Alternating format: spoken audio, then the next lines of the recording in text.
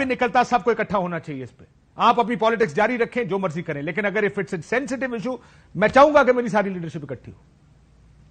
دیکھیے, یہ بتائیے, یہ اپنا جو انہوں نے دہشت گردی کے اس کی بیخ کنی کے لیے جو اقدامات اٹھانا چاہتے ہیں, بتائیں نا, اسپیل آؤٹ کریں. وہ اے پی سی میں کریں ان میں سے جو چیز, نہیں سن تو لیجیے نا, سن تو لیجیے, وہ کرے.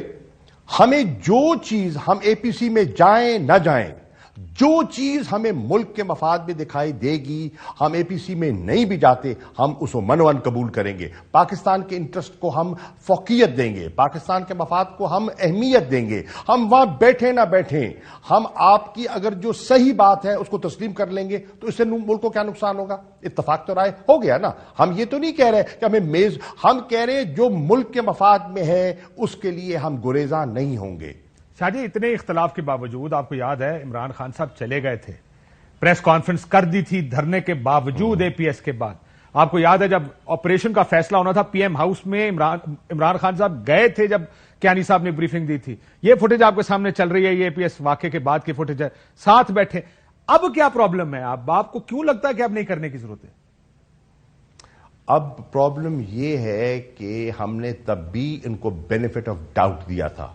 مجھے یاد ہے میں عمران خان کے ساتھ گیا تھا, میں ان کے ساتھ تھا, پشاور میں نشست ہوئی تھی, میں ساتھ تھا, پرائم منسٹر ہاؤس میں نشست ہوئی تھی, میں ان کے ساتھ تھا. مجھے بھولا نہیں ہے, میرا حافظہ اتنا کمزور نہیں ہے. لیکن اس کے بعد ہمیں ان کی روش میں کوئی تبدیلی دکھائی نہیں دے رہی. ہمیں ابھی بھی ان کی نیتوں میں صفائی دکھائی نہیں دے رہی.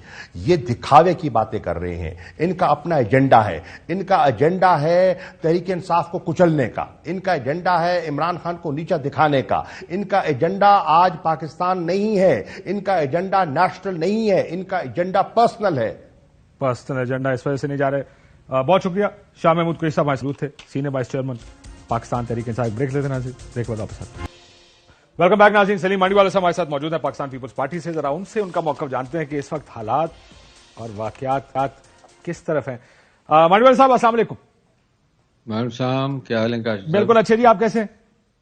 بس آل ویل, آپ بتائیں. سر یہ بتائیے گا سب سے پہلے کہ آئی ایم ایف کے اوپر بہت ظاہر بیان بازی بھی بڑی ہو رہی ہے, حکومت بہت بیان بازی کر رہی ہے کہ پھنس گئے. یہ بتائیں کہ کیا اس کے علاوہ کوئی چارہ ہے آئی ایم ایف کے پاس جانے سے اور ان کی کنڈیشنز ماننے کے علاوہ؟ کوئی چارہ نہیں ہے کاشف صاحب. جو بھی ہوگا یہی کرے گا sir. We have to go to I M F because we are in a position now that we have no option. اور یہ سر کس وجہ سے یہاں پہ پہنچے ہیں؟ اصل تو بحث یہ ہونی چاہیے تھی ہمارے ملک میں کہ ہم یہاں تک پہنچے کیسے. دیکھیں, اب یہ تو ایک لمبی کہانی ہے, ہم کہاں پہنچے, اور پہلی دفعہ تو ہم آئی ایم ایف میں جا نہیں رہے. مجھے تو اب آئی ہیو لاسٹ ٹریک کہ یہ 23ویں دفعہ ہے یا 25ویں دفعہ ہے. تو میں تو جب سے میں سیاست میں آیا ہوں اور فائنانس منسٹری میں رہا ہوں اور ویسے دیکھتا رہا ہوں, تو ہم آئی ایم ایف میں ہی رہے ہیں. تھوڑے دنوں کے لیے, مہینوں کے لیے ہم نکلتے ہیں, مگر پھر دوبارہ ہم آئی ایم ایف میں چلے جاتے ہیں. سر لیکن یہ میں ایک چیز سنی میں نے ابھی بیان بازی میں, انہوں نے کہا جناب میاں صاحب نے تو آئی ایم ایف پروگرام سے چھٹکارا دلا دیا تھا 2016-17 میں.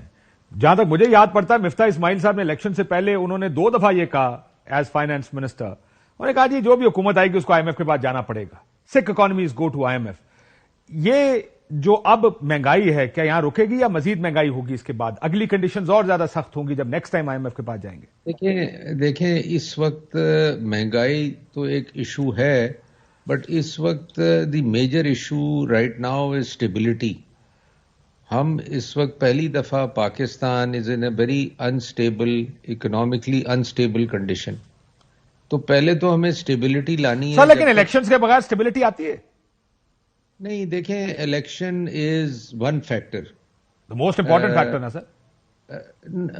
میں اس کی ڈبیٹ میں نہیں جاتا کہ وہ کتنا امپورٹنٹ ہے کتنا نہیں ہے, کیونکہ میں نے دیکھا ہے کہ جب ٹرم لوگوں کی ختم ہوئی ہے, نئی ٹرم آئی ہے, نئی گورنمنٹ آئی ہے, تو وہ بھی چلی گئی ہے آئی ایم ایف میں, اور جب پرانی گورنمنٹس نکلی بھی ہیں آئی ایم ایف سے تو وہ کچھ